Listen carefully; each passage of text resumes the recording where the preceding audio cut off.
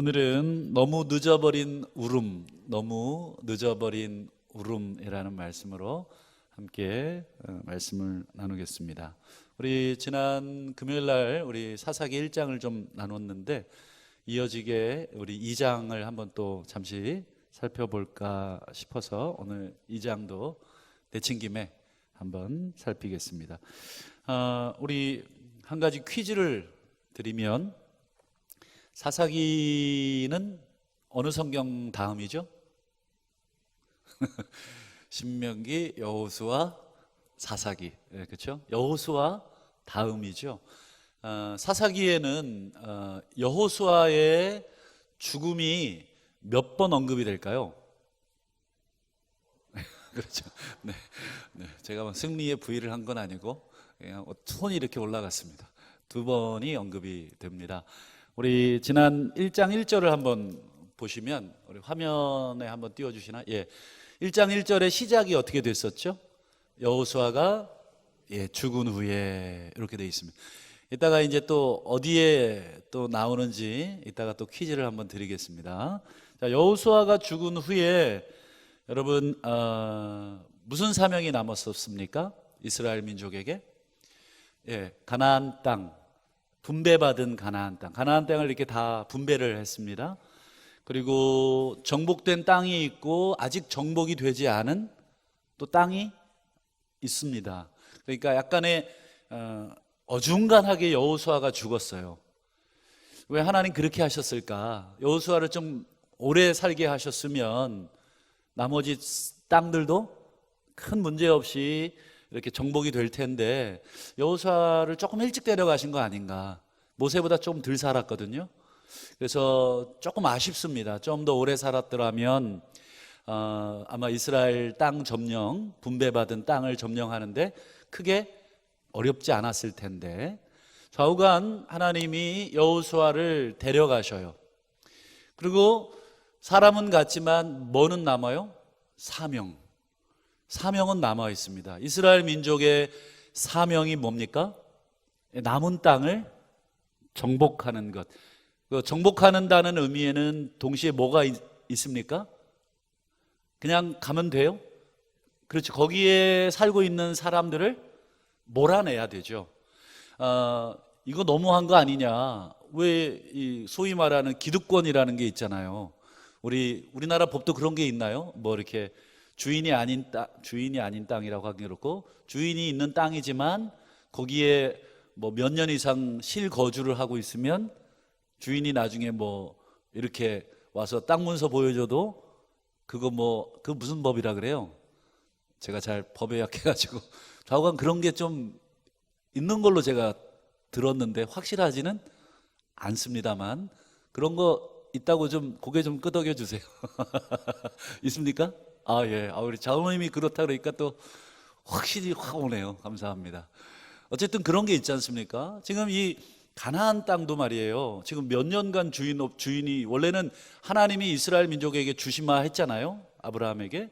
그런데 지금 몇 년간 그 땅이 지금 저기가 됐어요. 한 30여 년간 그 땅이 이미 주인이 저 애굽에서 지금 종살이 하러 가 있는 동안에 그 땅에 이제 가나안의 이 족속 7 족속이 땅을 잘 이렇게 분배해서 먹고 살았단 말이죠. 근데 이제 와서 이렇게 들어와서 내 땅 내놔. 이러니까 430년 동안 땅을 잘 기경했으니 주인님 오시지요. 이러지는 않겠죠. 당연히 거센 저항이 있는 것이죠.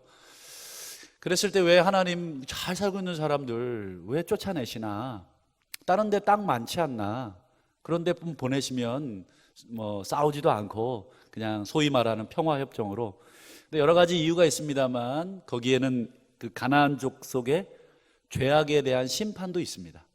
그들이 그 430년 동안 그 땅을 차지해 살면서 온갖 종류의 하나님 보시기에 모든 부정한 것과 더러운 것들을 열심히 먹고 마시고 살았죠. 그래서 이스라엘 백성이 하나님의 그 선민으로서 거룩한 백성으로서 그들을 어떻게 합니까? 일종의 심판의 기능도 그 안에 있는 것입니다. 그러니까 하나님이 두 가지를 다 성취하는 거예요. 하나는 약속을 이루어 주시는 거죠. 땅을 주시는 것. 두 번째는요, 그렇죠, 이 땅의 백성들의 죄악을 심판하시는 기능도 있습니다. 그러니까 하나님은 공의로우셔서 죄에 대해서는 반드시 심판을 하시는데, 이스라엘 백성들로 하여금 그 심판을 대행하도록 하는 것이죠. 좌우간 이제 이스라엘의 사명은 가나안 땅 정복, 그 정복의 이면에는 가나안 족속에 대한 심판이 있는 거예요. 이 심판, 이 사명은 이스라엘 민족이 사실은 출애굽한 아주 중요한 이유입니다. 존재의 목적이라고도 할 수 있죠. 여러분, 존재의 목적을 잃어버리면 어떻게 됩니까? 의미가 하나도 없겠죠. 그러니까 오늘 이스라엘 백성은 굉장히 중요한 사명을 하나 앞두고 있는 거죠. 여호수아는 비록 죽었지만 이스라엘 민족에게 남겨진 사명, 그것은 있습니다. 그러면 그 사명을 이스라엘 백성이 어떻게 했는가? 우리 지난주는 안 살펴봤는데 몇 가지 조금 안 좋은 기사, 안 좋은 내용을 좀 보려고 합니다. 우리 다는 안 보겠습니다만 21절 한번 볼까요? 1장 21, 화면을 한번 보여주시죠. 자, 베냐민 자손은 또르륵 나오고 그 다음 끝에 보세요. 쫓아내지 못했다. 베냐민 자손 알죠? 뭐 지난주에 우리 베냐민 자손이 다른 지파에 의해서 완전히 폭삭 망했잖아요. 그 베냐민 자손이 쫓아내질 못해요. 그 다음에 29절도 한번 볼까요? 29절. 29절. 자, 그 다음에 29절. 에브라임은 여러분 그 누구예요? 그렇죠. 요셉의 그 두 지파가, 요셉으로 하여금 두 지파가 나누어지죠. 에브라임과 므낫세. 이 두 지파 중에 에브라임이 제일 큽니다. 얘네들은 좀 오른쪽, 그 요단강 오른쪽도 분배받고 그 다음에 가나안 땅 본 땅도 분배받아요. 에브라임이 게셀에 거하는 쭉 하면서 끝에 보면 쫓아내지 못하매. 에브라임도 못 쫓아냈네요. 그 다음에 우리 30절도 볼까요? 스불론 땅, 우리 기억나시는지 모르겠는데 마태복음 우리 거기 보면 스불론 납달리 땅 나오죠. 그 지파인데 기드론 어쩌고 저쩌고 나오면서 끝에 보세요. 쫓아내지 못하였으므로, 이렇게 또 나오죠. 굉장히 이제 좀 슬픈 기사들이 나오죠. 뭐 신문 헤드라인 딱 나오듯이 뭐 이렇게 지금 계속 나오고 있네요. 그 다음 31절도 볼까요?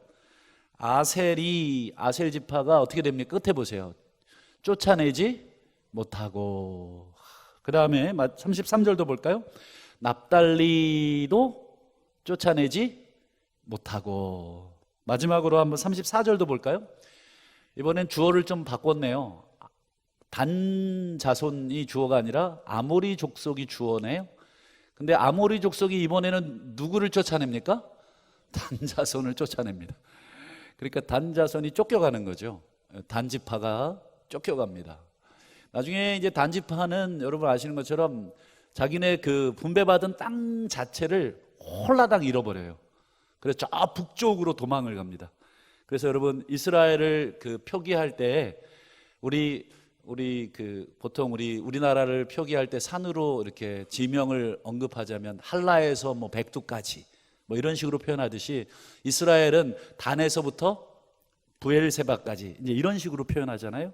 그러니까 단지파가 꼭대기로 도망을 간 거. 원래는 거기에 분배를 받지 않는데 이게 참 슬픈 운명이죠. 원래 하나님이 너희들이 차지해라 하고 준 그 구역에 좀 쫓겨나 버린 거죠.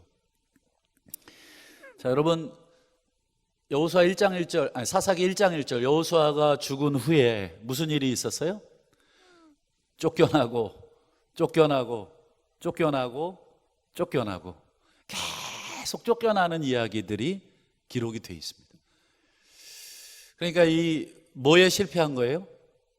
사명에 실패한 것입니다. 이게 이스라엘의 조금 슬픈 운명이고요. 그 다음 두 번째 여호수아의 죽음이 어디에 언급되어 있습니까? 한번 힌트를 드리면 2장에 있습니다. 2장 몇 절에 여호수아의 죽음이 언급되어 있을까요? 예, 몇 절이요? 그렇죠, 8절. 화면에 안 나왔죠? 예, 8절을 한번 화면으로 띄워봐 주실까요? 같이 읽어보시죠. 시작. 110세의 죽음에, 110세. 그러니까 모세보다 한 10년 먼저 돌아가셨죠. 죽었어요. 어쨌든.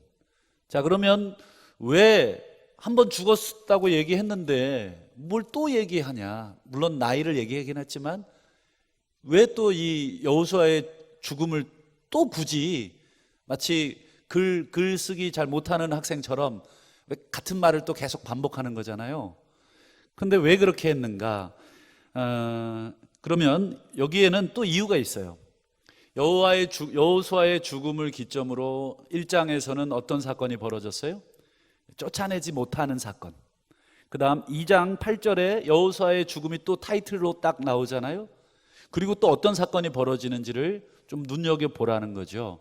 한번 우리 화면을 통해서 한번 볼까요? 2장 11절을 한번 보죠. 이제 8절이 죽음이니까 한 두세 주절 뒤로 가는 거죠. 11절이니까 같이 읽어봅니다. 시작. 이스라엘 자손이 여호와의 목전에 악을 행하여 바알들을 섬기며. 자, 아까랑 좀 다른 내용이죠. 여호수아의 죽음 이후의 내용이 어떤 내용입니까? 이번에는 악을 행하여 바알들을 섬기며. 이 바알이라고 하는 건 이 가나안 땅의 신 이름이죠. 그 소위 말해서 여기 바알의 손에 뭐가 들려져 있는지 아세요?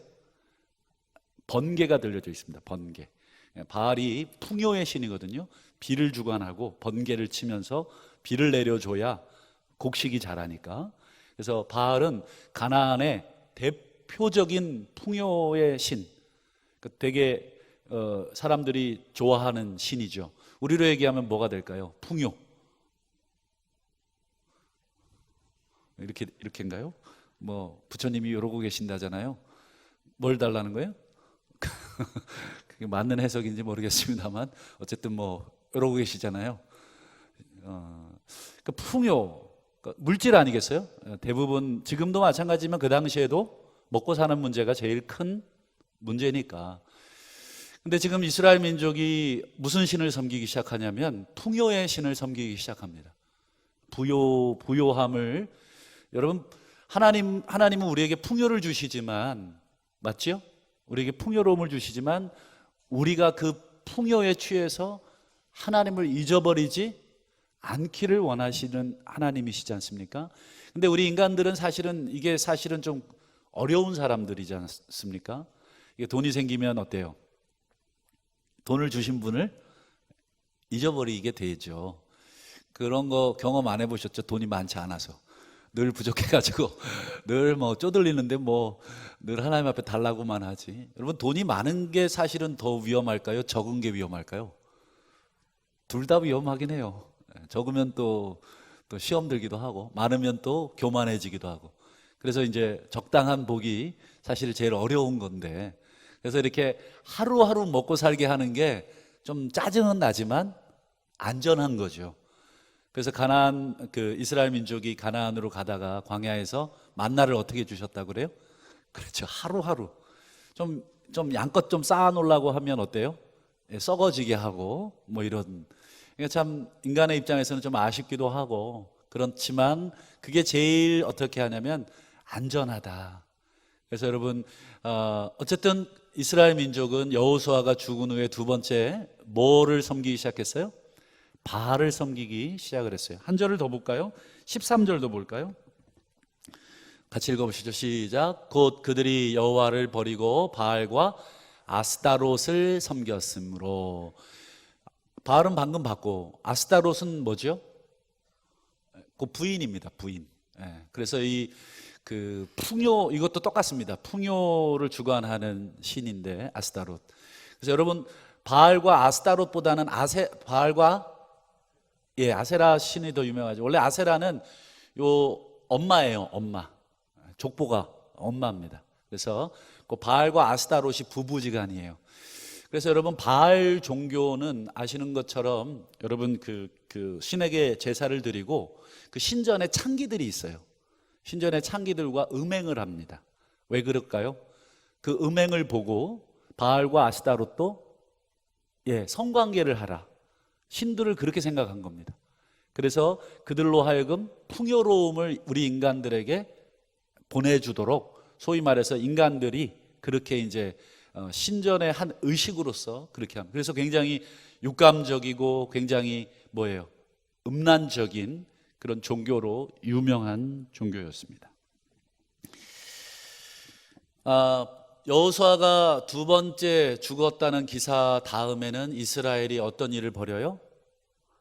바알과 아스타롯을 섬기는 일, 소위 말하는 배도. 저는 배도라고 보긴 어렵고 이걸 뭐라 그럴까요? 혼합주의. 배도라는 건 이걸 버려야 배도거든요.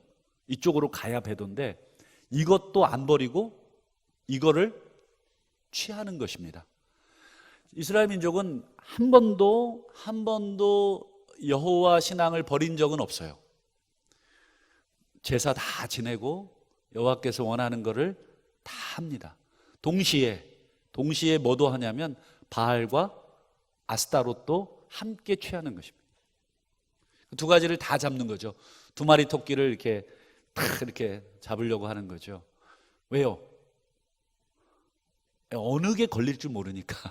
어느 신이 나한테 복을 줄지 모르니까. 그래서 제가 아는 한 분은 다 믿어요. 교회도 가고 절에도 가고 또 공자님도 또 섬기고 또 단군도 또 섬기고, 넷 중에 하나만 걸리면 된다는 거예요.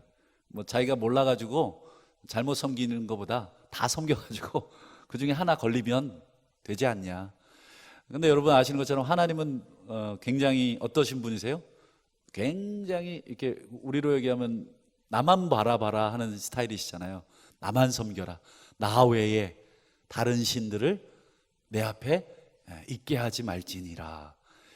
여러분 사랑이라는 것이 굉장히 어떻게 됩니까? 하다 보면 독점적이 돼요. 내가 누구를 한다. 사랑해 보셔서 알 겁니다. 누구를 사랑하면 그 사람을 내가 어떻게 하고 싶어요? 공유하고 싶어요?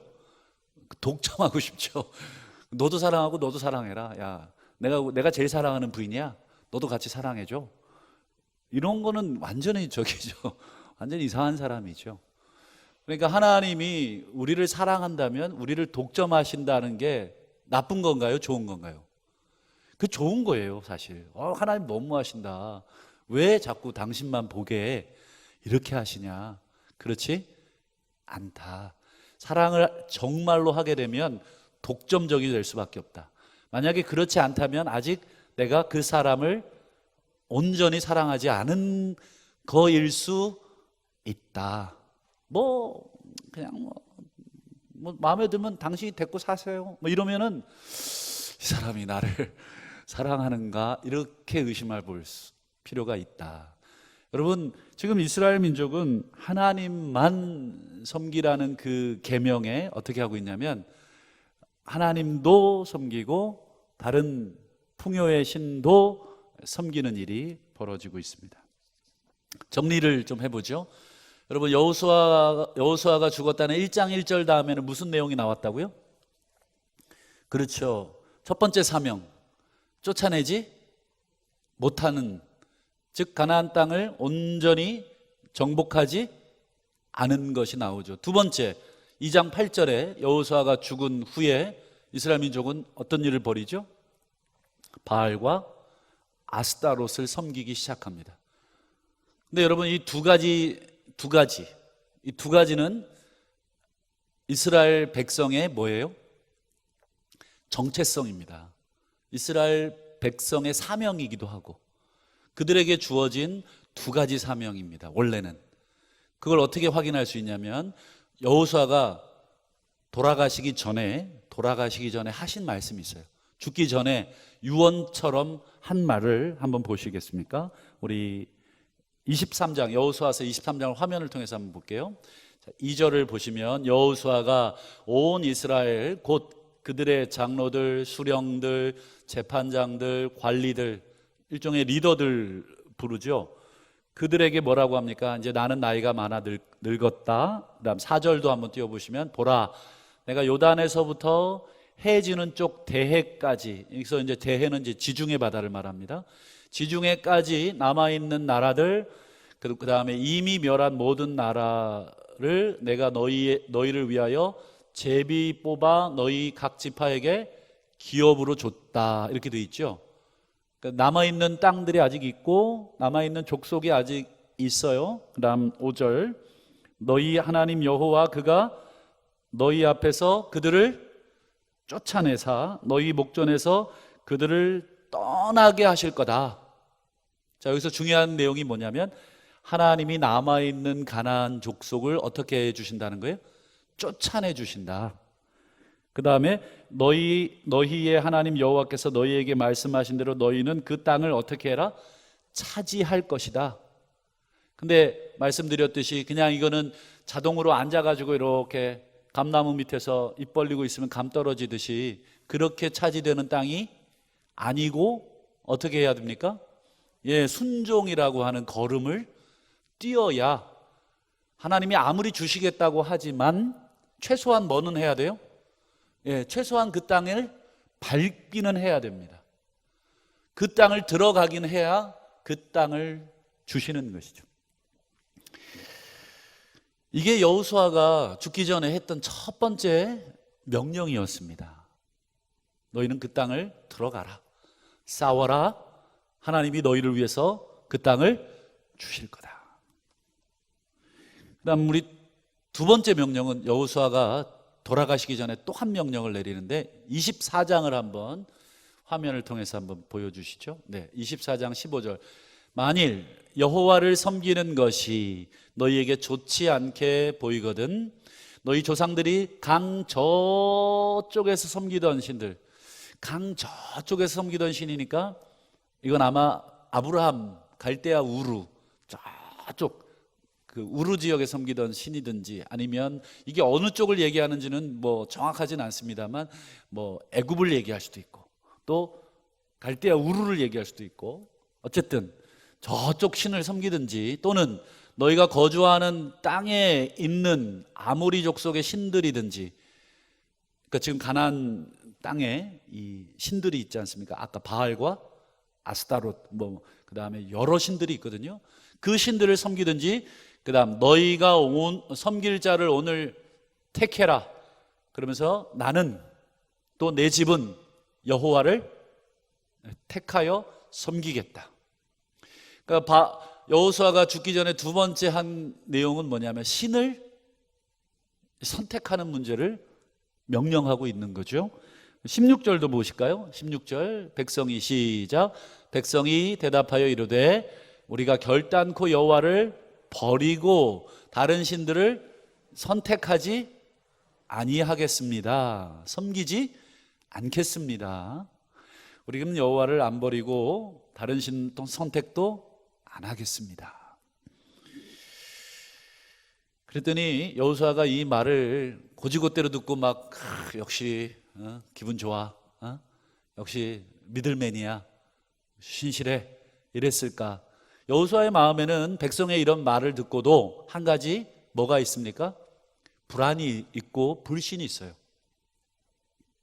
이스라엘 백성이 그동안 어떻게 해왔는지를 너무 잘 봤기 때문에 그 불안감에 여호수아가 한 번 더 얘기합니다. 한번 24장 20절도 한번 화면을 보여주시죠. 자, 만일 이 여호수아 말입니다. 너희가 여호와를 버리고, 똑같은 얘기를 또 하는 겁니다. 같은 말 두 번 하는 거죠. 이방 신들을 섬기면 너희에게 복을 내리신 후에라도 돌이켜 너희에게 재앙을 내리시고 너희를 멸하시리라. 한 번 더 경고하는 거죠. 오늘날 너희가 섬길 신을 택해라, 이렇게 한 번 얘기했고, 두 번째는 뭐예요? 너희들이 여호와를 버리고 다른 신을 택하면 어떻게 해요? 복을 내리신 후에라도 돌이켜 너희에게 벌을 내리시고 재앙을 내리시리라. 그랬더니 백성들이 뭐라 그래요? 21절 같이 읽어보시죠. 시작. 백성이 여호수아에게 말하되 아닙니다. 우리가 여호와를 섬기겠나이다. 그러니까 두 번 묻고 두 번 답한 거죠. 그러니까 여러분, 두 번이라는 것은 뭐예요? 확답. 다시 한번 확인하는 것입니다. 여러분 잘 보셨죠? 여호수아가 살아생전에 이스라엘 백성에게 내린 명령 두 개가 뭐였습니까? 첫 번째, 쫓아내라. 맞죠? 쫓아내라. 하나님이 쫓아내 주실 거다. 너희들 가서 쫓아내라. 두 번째가 뭐예요? 그렇죠. 여호와만을 택해서 섬겨라. 자, 이 두 가지 명령이 여호수아 생전에 이스라엘 백성이 뭐라고 대답했어요? 예, 알았다니까요. 빨리 돌아가시기나 하세요.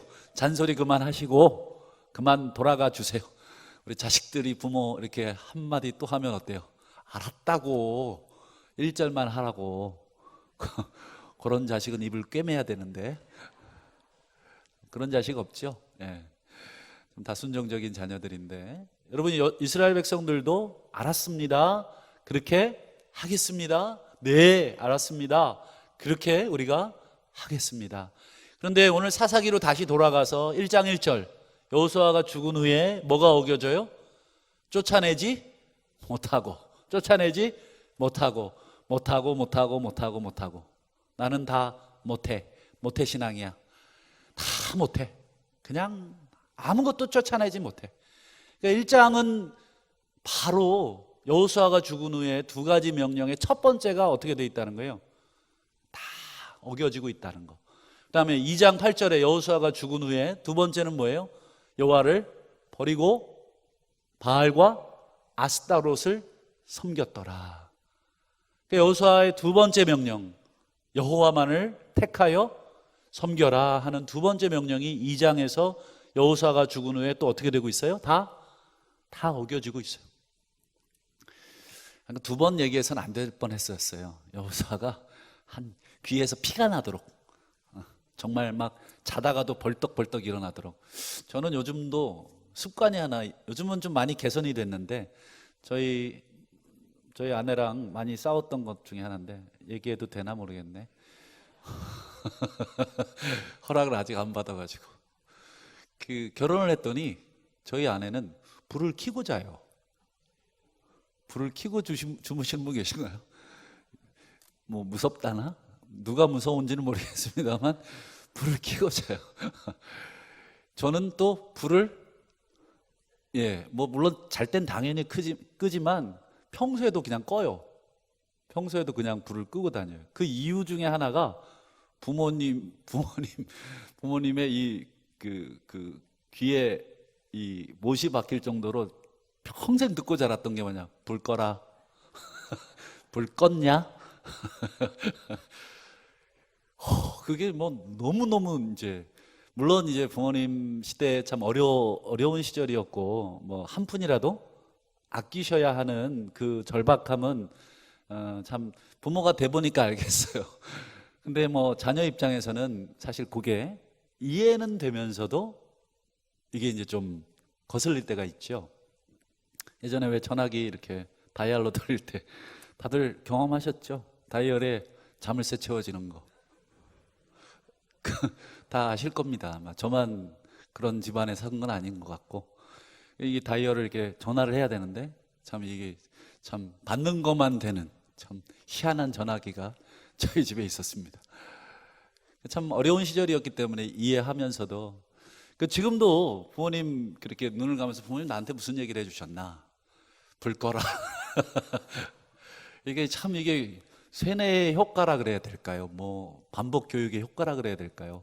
그래서 이제 참 말씀도 그렇게 외웠으면은 참 좋았겠다 싶은데, 좌우간 여호수아가 죽으면서 저는 한 1000만 번은 해줬어야 자다가도 이스라엘 백성이 쫓아내야 돼. 안 쫓아내면 안 돼. 이런 생각 들었지 않겠나. 그런데 좌우간에 오늘 이스라엘 백성들이 그냥 홀라당 여호수아가 죽은 지 얼마나 지났는지는 모르겠습니다만 홀라당 다 까먹고 있는 거죠. 그 명령을 다 잊어버리고 자신들이 한 말도 다 잊어버리고, 결국은 여호수아의 말을 거절한 게 아니고 엄밀하게 말하면 뒤에 계신 하나님의 명령을 사실은 이스라엘 백성이 어긴 거죠. 여러분, 이스라엘 백성들이 왜 실패했을까? 왜 실패했을까요? 뭐 여러 가지 이유가 있겠지만 저는 여호수아의 답에서 좀 우리가 찾아볼 수 있겠다. 제가 방금 말씀드린 그 예화에서도 답을 아마 찾으신 분도 계실 겁니다. 귀에 못이 안 박혀서 그래요. 귀에 못이 안 박히니까 자꾸 잊어버리는 거예요. 아마 부부싸움 하실 때 여러분 부인이나 남편께서 배우자에게 뭔가 하나 부탁하면 착각 시행하시나요? 예스! 그러고 막 뛰어가가지고 막 해주시나요? 우리 집사님 그러실 것 같으신데. 근데 한 번 얘기해갖고는 잘 안 되는 분들이 많죠. 그러면 또 얘기하고 또 얘기하고 또 얘기하고 정말 나중에는 지겨울 만큼 얘기해가지고 그거 막 갑자기 막 생각나고 그래서 아유 빨리 해야지 하고 하는 일도 많아요. 그러니까 많이 얘기할수록 훨씬 많이 기억에 남죠. 이스라엘 민족의 이 사명적 실패는 저는 하나님의 말씀이 이들의 귓구멍에 못이 박히지 않았기 때문이다. 철저하게 이들이 하나님 말씀을 또 묵상하고 또 묵상하고 또 교육받고 또 받았더라면 조금 더 순종했을 가능성도 높다. 그렇지 않겠습니까? 우리 자녀들에게 평소에 어떤 말씀 주로 하셨나요? 한번 되돌아보십시오. 그건 우리에게 묻는 것보다 자녀들에게 묻는 게 훨씬 많죠. 예전에 한번 유튜브 설교를 할 때인데 제가 한번 아이들한테 이제 융판 설교를 막 하면서 그때 주제가 돈이었나 재물이었나 그랬어요. 그래서 제가 아이들한테 물었죠. 얘들아, 너희들 집에서 엄마 아빠한테 제일 많이 듣는 말이 뭐니? 그랬더니 어떤 한 여자애가 손을 번쩍 들더라고요. 그래서 번쩍 드는데 지켜야 될 거 아니에요. 그래 누구야? 얘기해봐 그랬더니 돈이요. 그래서 제가 깜짝 놀래가지고 그래? 엄마가 늘 돈 얘기만 하셔? 그랬더니 네, 우리 엄마는요 제가 미술학원 보내달라 그래도 돈 없다 그러고요, 피아노 학원 보내달라 그래도 돈 없다 그러고요, 제가 저거 사달라 그래도 돈 없다 그러고요, 맨날 돈 그래요. 와, 그 손든 친구가 같이 사역했던 목사님 딸이었는데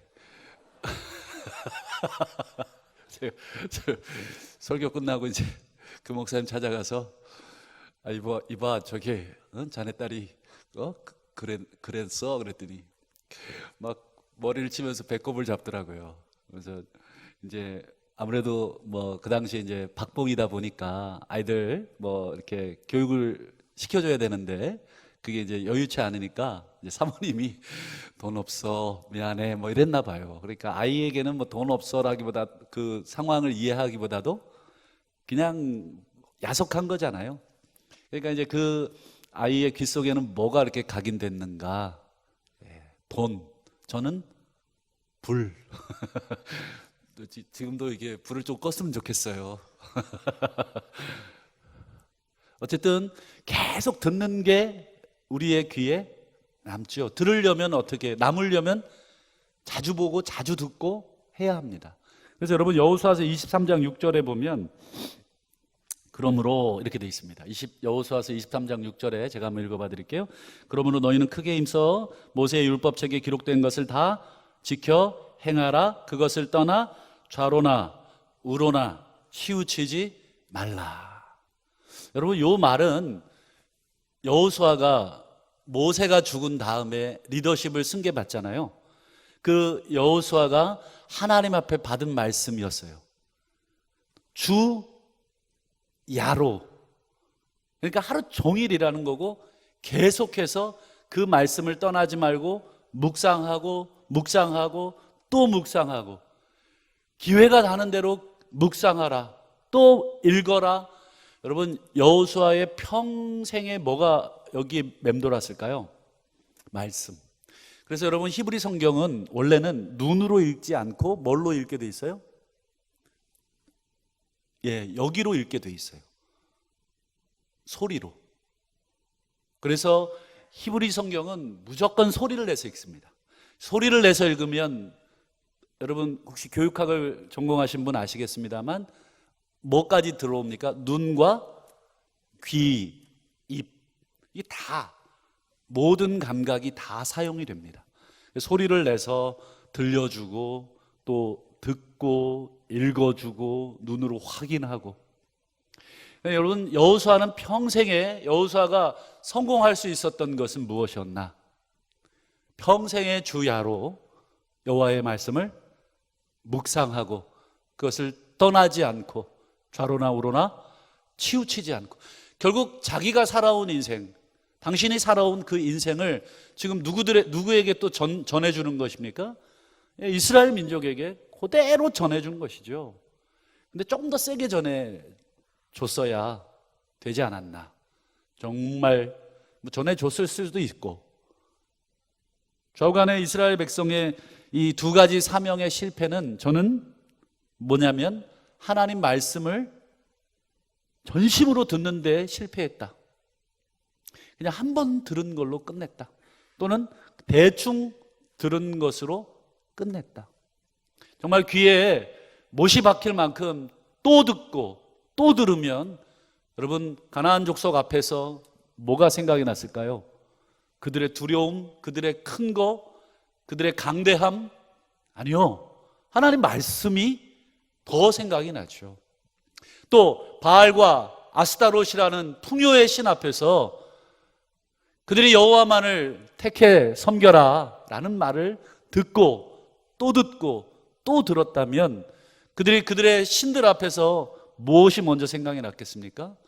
당연히 여호와만을 섬기라 하는 그 말씀이 생각이 났을 것입니다. 여러분, 이스라엘의 실패는 군사력, 정치력, 경제력의 실패가 아니었습니다. 이스라엘의 실패는 엄밀하게 말하면 말씀에 대한 실패였습니다. 그리고 말씀에 대한 순종의 실패였습니다. 이스라엘은 그들의 신을 묵상하고 그들의 신이 좋은 거, 와, 가나안 신들 끝내준다, 매력적이고 또 제의적 모습을 보니 육감적이며 여러 가지로 처음 보는 모습들의 현혹이 되지요. 그러나 그 신들을 묵상할 것이 아니고, 그들의 제사를 묵상할 것이 아니고 여호와의 말씀을 묵상했어야 합니다. 그것의 실패가, 여러분, 이스라엘 민족이 어떻게 됐을까요? 그들로 사명을 잊어버리고 가나안을 정복하지 못하고 그들의 신을 자신들의 신으로 모시게 된 배경입니다. 여러분, 이스라엘 민족은 이때부터 인생이 어떻게 됐냐? 여러분, 2장 1절을 한번 볼까요? 사사기 2장 1절 2절. 여호와의 사자가 나타납니다. 너희는 이 땅의 주민과 언약을 맺지 말며 그들의 제단을 헐라, 이렇게 하였거늘 너희가 내 목소리를 듣지 아니하였으니 어찌하여 그리하였느냐. 정확하게 여호와의 사자는 여호수아가 이스라엘 민족에게 전해줬던 두 가지 명령을 다시 한번 확인시켜주고 있는 것뿐입니다. 그렇죠? 여호수아가 했던, 이들과 언약을 맺지 마라, 즉 쫓아내라, 그 다음에요, 그들의 신을 섬기지 마라. 근데 어찌하여 너희는 이 두 가지를 다 하였느냐? 어찌하여 그리하였느냐? 그래서 여러분, 그들의 운명을 여호와의 사자가 이야기합니다. 우리 3절을 같이 한번 읽어볼까요? 시작. 그러므로 내가 또 말하기를 내가 그들을 너희 앞에서 쫓아내지 아니하리니 그들이 너희 옆구리에 가시, 그들의 신들이 너희에게 올무. 그들 쫓아내지 않은 이스라엘 민족은 너희 옆구리의 가시, 뭐 이스라엘 민족은 이렇게 표현합니다. 우리는 뭐의 가시라 그럴까요? 눈의 가시. 어쨌든 이 옆구리의 가시. 그 다음에 너희들이 쫓아내지 않은, 너희들이 섬긴 그들의 신은 너희의 뭐가 됩니까? 올무. 너희들이 쫓아내지 않은 그대로 어떻게 된다는 거예요? 그대로. 이게 참 무섭습니다. 여러분, 우리가 순종하지 않으면 그대로 하나님께서 갚으시겠다, 그대로 하시겠다. 여러분, 이 여호와의 사자의 말에 이스라엘 백성이 어떻게 했습니까? 2장 4절, 여호와의 사자가 이스라엘 모든 자손에게 이 말씀을 이르매 백성이 소리를 높여 운지라. 여러분, 너무 늦어버린 울음 아닌가 싶어요. 진작에 울었어야 하는데 너무 늦게 울어버린 게 아닌가. 아무리 울어도 이젠 늦은 것 같아요. 하나님이 그 뒤에 보니까 2장 15절 보실까요? 그들이 어디로 가든지, 우리 사사기 2장 15절, 그들이 어디로 가든지, 이스라엘 백성이 어디로 가든지예요, 여호와의 손이 그들에게 뭘 내리십니까? 재앙을. 곧 여호와께서 말씀하신 것과 같고 여호와께서 그들에게 맹세하신 것과 같아서 그들의 괴로움이 심하였더라. 참 슬프다는 생각이 들어요. 여호와의 손이 당신의 백성에게 뭐를 내리고 계세요? 재앙. 원래 하나님이 당신의 백성을 구원하셔야 되는데 당신의 백성을 구원하지 않고 당신의 백성에 재앙을 내리시는 하나님.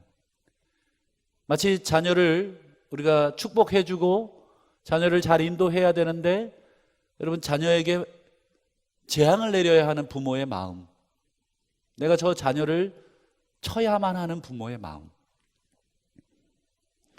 참 슬프다, 참 안타깝다. 여러분, 어찌 자기 하나님이 자기 백성에게 이렇게 재앙을 내릴 수 있는가?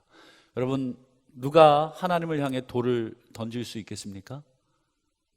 하나님 왜 그러셨냐고, 왜 그러시냐고. 여러분, 하나님을 향해 우리가 돌 던질 수 있습니까 지금? 그렇지 않죠. 이스라엘 백성에게 여러 번 수차례 얘기하셨지만 이스라엘 백성은 끝끝내 하나님의 말씀 앞에 자기 자신을 내려놓기를 거부하고 그 말씀 듣기를 거부하고 그 말씀 듣기에 순종하기에 그걸 거부했기에 하나님이 그들에게 약속하신 그 모든 그 모든 복을 거두시고 다시 화를 내리고 계시지 않습니까? 여러분, 하나님을 향해 우리가 너무하셨다, 왜 그렇게 하셨냐 할 수 있는 사람은 사실은 아무도 없다 생각을 합니다. 여러분, 사사기의 나머지 모든 이야기는 다 이스라엘 백성이 고난받는 얘기예요. 그러나 하나님이 참 이걸 어떻게 표현해야 될까요? 참 신실하셔서 참 그때그때마다 하나님이 또 살짝 구원하시죠.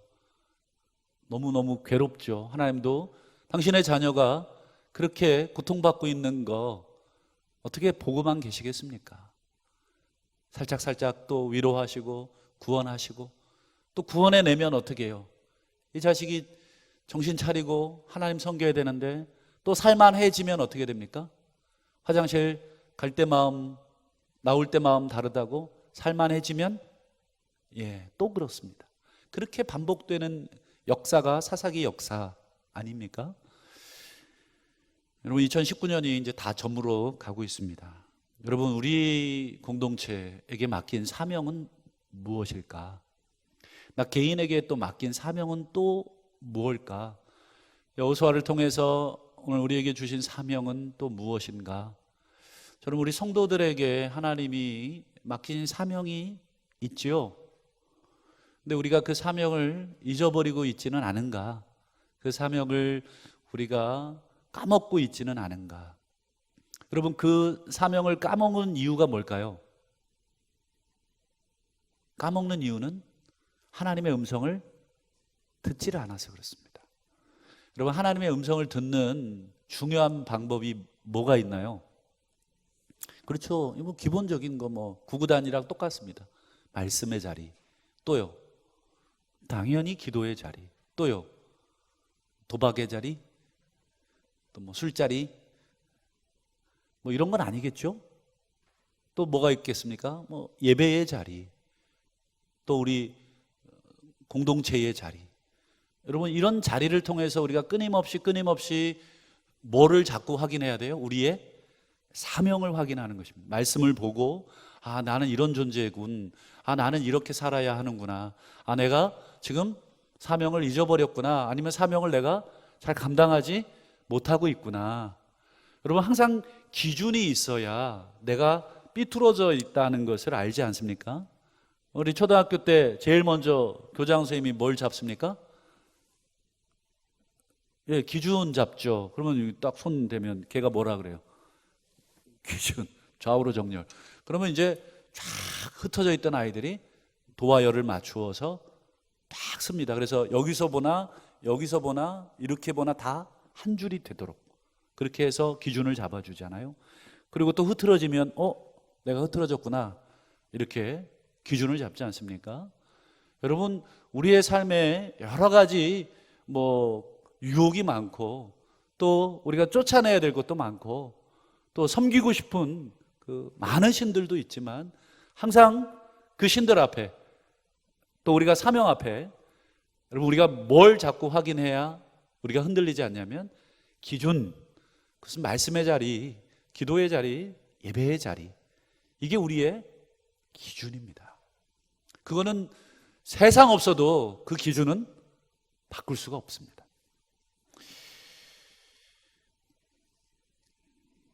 여러분 오늘날의 교회가 왜 이렇게 좀 문제가 많은가 한번 묵상을 좀 많이 했는데도 또 묵상을 요즘 하게 됩니다.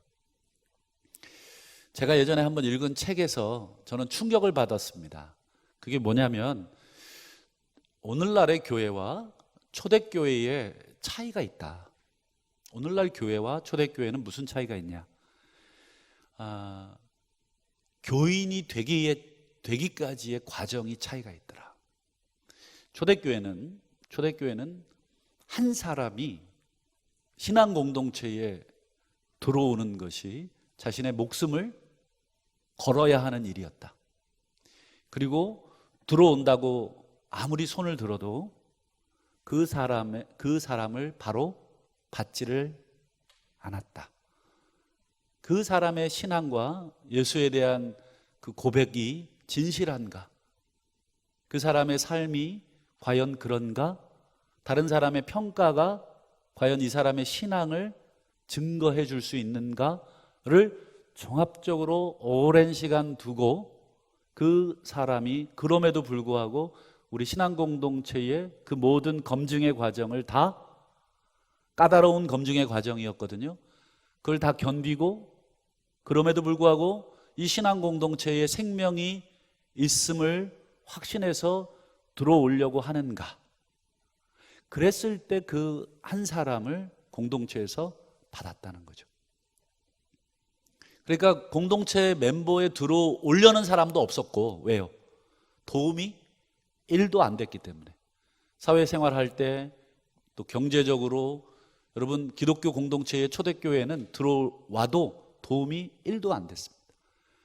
그 도움도 안 되는 공동체에 그래도 들어오려고 하는데 귀하지 않아요? 그런데도 안 받아줘요. 그 신앙을 철저히 다시 한번 또 점검하고 아무리 그 사람이 믿는다고 해도 다른 사람이 증거해 주지 않으면 그 사람의 신앙을 공동체가 받아들이지 않는다. 저는 깜짝 놀랐죠. 그 책을 읽고. 이렇게 초대교회의 신앙 공동체 멤버가 된다는 게 얼마나 어려운가. 저도 옛날에 우리 선배 목사님들께 한번 들은 얘기가 있는데 예전에 어느 교회에서 장로 선거를 했는데 교인들이 참 다 존경해서 A 장로님을 우리 교회 장로님으로 선출을 한 거예요. 근데 그 장로님이 도망을 가버리신 거예요. 왜 도망을 갔는 줄 아세요? 감당을 못한다, 자기는. 자기가 그 직분을 감당할 수가 없다.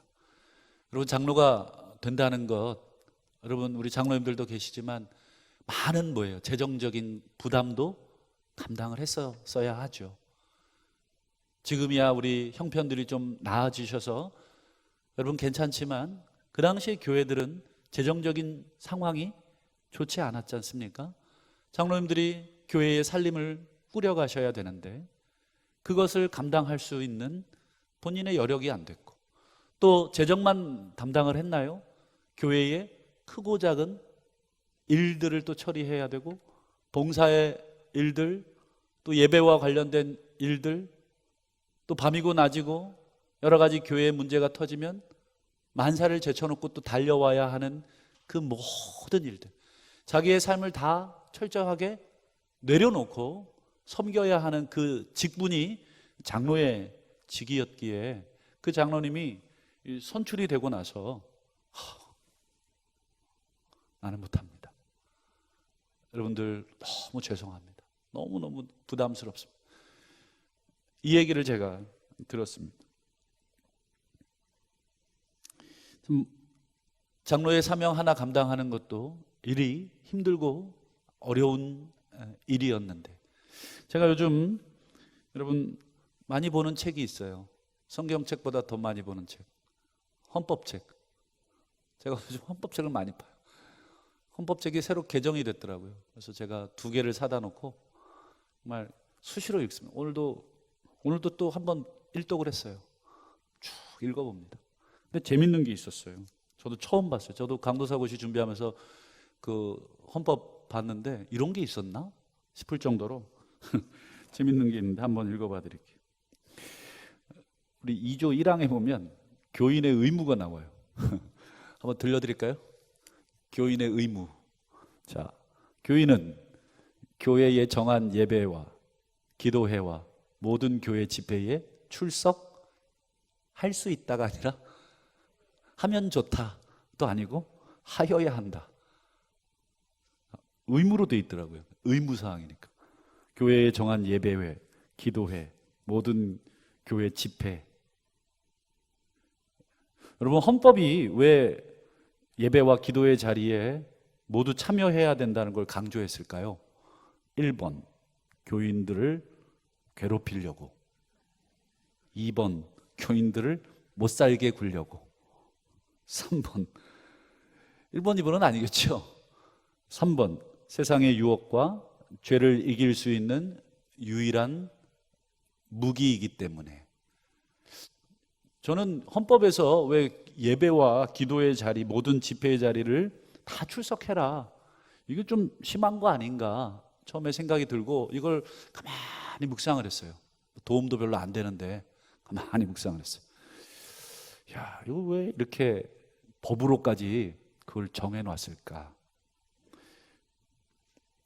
결국은 우리가 예배의 자리, 기도의 자리, 말씀의 자리는 결국 무슨 자리이기 때문에 그렇냐면 하나님의 은혜의 자리, 하나님의 은혜의 말씀을 듣는 자리이기 때문에 많이 참석하고 다 참석할수록 세상의 죄와 세상의 유혹에 저항할 수 있는 면역력이 훨씬 커지기 때문에 그렇습니다. 그렇지 않습니까? 오늘 전 금요기도회 이 예배 자리에 올라오신 분들이 참 좋아요. 최소한 뭐예요? 기도에, 정말 이 기도를 통해서 세상의 죄와 유혹에 우리 면역을 계속해서 갖는 거 아니겠습니까? 정말 이 자리에 여러분 올라오지 않고 다른 자리에 뭐 하고 계셨을까? 제가 저는 예수 안 믿고 만약에 그랬으면 어디에 있었을까? 자주 생각해 봐요. 가끔 이렇게 고개를 흔들어요. 제 자신을 너무 잘 알기 때문에, 야, 하나님이 나 이렇게 목사 시켜놓고 꼼짝없이 어디 못 가게 하고, 요게 은혜였나? 요게 내 십자가인가? 은혜인가? 헷갈릴 때가 가끔 있지만, 이게 은혜가 아니겠는가? 왜요? 계속 말씀을 봐야 하니까. 제가 한 주에 설교를 한 8편 준비하더라고요. 그게 부담도 되지만 이게 은혜가 아닌가. 내가 이 시간에 말씀 안 보면 뭐 보고 있겠어요? 전 운동을 좋아하니까 스포츠를 많이 보거든요. 뭐 축구나 농구나 당구나 탁구나 배구나. 아유, 그러고 보니까 다 보래요. 어쨌든 그런 스포츠 채널을 많이 보는데 뭐 이 시간에 말씀 안 보면 그거 보고 있겠죠. 그러나 또 말씀을 또 준비해서 같이 나누어야 하니 또 말씀 보고 여러 가지 또 참고 도서도 보고 좀 눈이 아파요. 어쩔 때는 막 초점이 흐려져서. 그런데 그게 은혜다. 그게 세상의 유혹과 그것들에 대해서 나를 지켜줄 수 있는 자리, 말씀의 자리. 목사가 그 자리에 있어야 하듯 우리 성도님들도 그 자리에 있어야 하는 것을 우리 신앙의 선배들이 너무 잘 하셨구나. 그래서 이것을 법으로까지 규정하면서까지 교인의 의무, 제가 깜짝 놀랐어요. 아, 이런 게 있었구나. 제가 여러분들 뭐 압박을 드리려는 건 아닙니다. 그러나 의무라 합니다. 오늘 출석을 한번 체크해 보겠습니다. 여러분, 마땅히 교회의 리더가 되실 분들은 최소한 그 멤버십을 가지시려면 어떻게 하셔야 돼요? 예, 그 모임에 온라인이 아니라 오프라인으로 참석하셔야 돼요. 여러분, 제가 인터넷에다 설교 올리니까 그걸로 땡치시는 분들이 계시는 것 같아요. 여러분, 공동체로 모여서 같이 옆 사람도 보고 또 저 사람 표정도 보고 오늘 왜 이렇게 얼굴이 십주구리하나, 오늘 왜 이렇게 얼굴이 밝은가, 오늘 무슨 근심이 있는가, 오늘 기도 소리를 보니까 눈물이 있네, 오늘 기도 소리를 보니까 졸음이 있네. 이렇게 좀 뭐예요? 오프라인에서 만나야. 여러분, 최소한 우리 공동체의 리더가 되려면 저는 오늘 이 그 교인의 의무를 보고 아, 이게 정말 필요하구나, 책임이구나 하는 것을 배웠습니다. 예전에 섬기던 교회에 청년들이 새벽 기도 오려고 교회 앞으로 이사를 오더라고요. 너는 왜 저희가 섬기던 교회가 너무 비쌌어요. 앞에 집값이 정말 학구방 같은데 하나가 방 2개짜리가 2억이에요. 전세가. 뭐 진짜 뭐 제대로 된 집도 아닌데도 그랬어요. 너는 왜 꾸역꾸역 비싼 여기로 이사를 도대체 왜 오는 거야? 너 때문에 내가 집을 못 구해. 내가 이제 농담으로 얘기했는데 그 청년 하는 말에 깜짝 놀랐어요. 새벽 예배 오려고요. 너 미쳤구나. 직장이 삼성동 어딘가 그랬어요. 근데 교회는 여기 서울시 시청 쪽이거든요.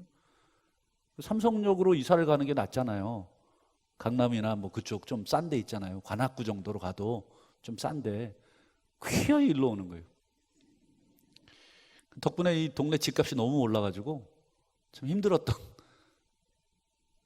그리고 제가 한번 교회를 갔는데 제가 완전 충격, 완전 충격. 교육자인 나도 그렇게 못한 충격을 받았어요. 새벽 예배를 갔는데 애 엄마가 유모차에다가 애 아빠랑 애 둘을 깨워가지고 싣고 와가지고 새벽에 다리로 바퀴를 이렇게, 보이시나요? 제가 교육자니까 뒤에 있었잖아요. 뒤에서 이렇게 보는데 아버지 이러고 우시면서 유모차를 발로 밀면서 또 손으로 이렇게 또 밀면서 제가 막 그거 보는데 제가 만약에 하나님이라면 내가 그냥 눈물이 그냥 확 흘렀어요. 그 집사님 아주 젊은 세대이잖아요. 아기를 유모차로 데려왔으니까 눈물이 확 쏟아지더라고요. 나도 이렇게 귀한데 내가 보기에도 하나님 보시기에 저 사람은 참 얼마나 귀할까. 뭔 저런 사연이 있어서 꼭두 새벽부터 애 깨워가지고 깨우지도 않았겠지만 엎어매가지고 유모차에 실어서 그 찬바람 맞춰가지면서 그렇게 올까. 막 제가 진짜 막 회개했어요. 하나님 죄송하다고. 제가 이 목사 맞냐고. 저는 뭐 그렇게 못했어요, 진짜. 제가 섬기던 교회에서 금요기도회를 10시부터 새벽 4시까지 했어요. 새벽 4시까지. 막 거의 비몽사몽간에 했죠. 교육자들은 집에도 못 가요. 청년들은 뭐 교인들은 옵션이잖아요. 갈 사람들은 가고. 있을 사람들은 더 있지만 교육자들은 새벽 4시까지. 그럼 니네 차는 어떻게 하냐? 5시에 첫 차니까 잠깐 교회 있다 간대요. 그리고 이제 토요일 날이니까 집에 와서 좀 쉬고 오전은 좀 자고 그렇게 기도를 해요. 토요일 날 리더 모임, 우리로 얘기하면 구역장 모임이잖아요. 토요일 날 했거든요. 오후 몇 시에 했냐면 5시에 했어요. 5시부터 7시, 8시까지 했거든요. 1,500명의 청년들이 여기 1, 2층을 꽉 채웠어요. 토요일 날 애들 황금의 시간 아닙니까? 막 철야 마치고 애들 집에 가서 잠깐 눕고 눈 붙이고 그냥 바로 온 거예요. 결혼식 있으면 거기 잠깐 찍고 온 거죠. 막 쟤네들이 저렇게 하는데 우리 뭐 하나? 정말 한 사람이 막 우리로 얘기하면 구역 식구잖아요. 구역에 한 사람이 70명씩 맡아가지고 구역 식구들을 70명씩 맡아가지고 청년 애들이 걔네들을 케어하고 있는 거예요. 그래서 예배 왔는지 다 확인하고 우리 예배 어디서 드린다고 사교구 올겐 앞이라고 글로 오라고 수요 예배 끝나고 또 금요기도 끝나고 교회 곳곳에 애들 기도회 끝나고 나가서 교회 앞마당에 동그랗게 서가지고 또 통성기도하고 구역장이니까 거기는 간사라고 하는데 간사가 또 마무리 기도하고 보내요. 다 모이라 그러고 그리고 또 새벽 예배 특세 있으면 밤새 간식 준비해가지고 여기 이렇게 뭐 비닐로 있잖아요. 뜯어가지고 그렇게 모여서 기도하고 또 예배하고 그럼 그 사명들 걔네들이 정말 감당하기가 쉽지 않지 않아요? 30대 40대가 직장에서 제일 힘들 나이잖아요. 회사에서 터져 나오는 업무도 해야 되고 또 교회에서 그 사명도 감당하고 걔네들이 죄질 시간이 없어요.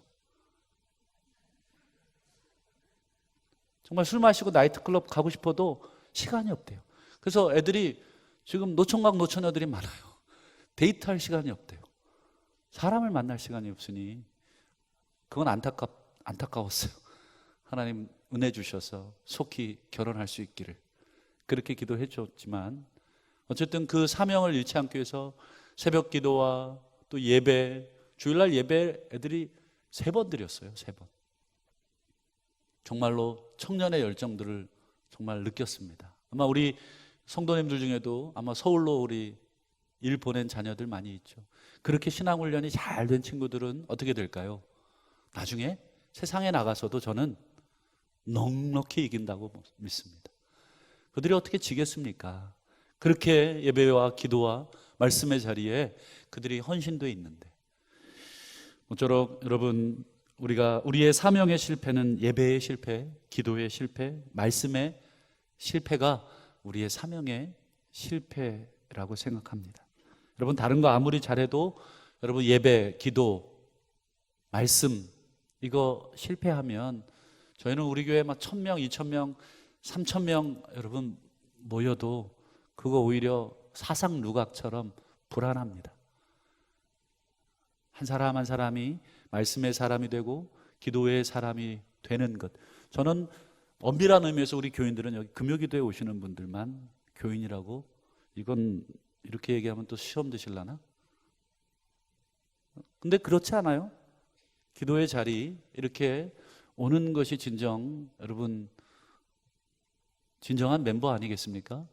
진정한 하나님의 자녀들 아니겠습니까? 그런 면에서 저희는 다시 한번 말씀 앞으로 기도 앞으로 다시 한번 돌아가는 그런 제가 뭐 좀 잔소리 같은 얘기를 좀 드려 죄송합니다만 어쨌든 제가 은혜 받은 얘기니까 그렇게 간증을 좀 드렸습니다. 좌우간 우리 자리 다시 한번 이스라엘처럼 실패하는 사명자가 아니라 하나님 앞에 다시 한번 기도, 말씀, 예배의 자리를 통해서 성공하시기를 주의 이름으로 축복합니다.